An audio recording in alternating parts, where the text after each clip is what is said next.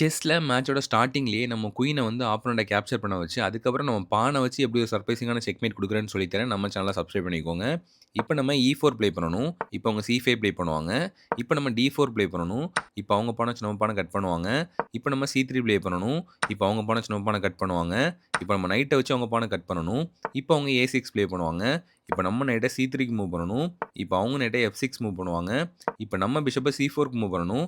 இப்ப அவங்க நைட்ட C6 move பண்ணுவாங்க. இப்ப நம்ம E5 ப்ளே பண்ணணும். இப்ப அவங்க நைட்ட G4க்கு எடுத்துட்டு வருவாங்க.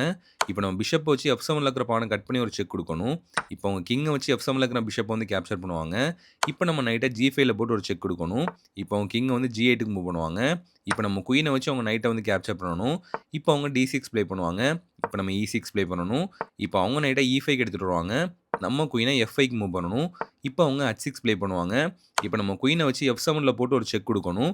இப்ப உடனே அவங்க நைட்ட வச்சு F7ல இருக்கிற நம்ம குயின வந்து கேப்சர் பண்ணுவாங்க. இப்ப உடனே என்ன பண்ணணும்னா, நம்ம பான வச்சு F7ல இருக்கிற அவங்க நைட்ட வந்து கேப்சர் பண்ணி ஒரு செக் குடுத்தோம்னா, செக்மேட் ஆயிரும்.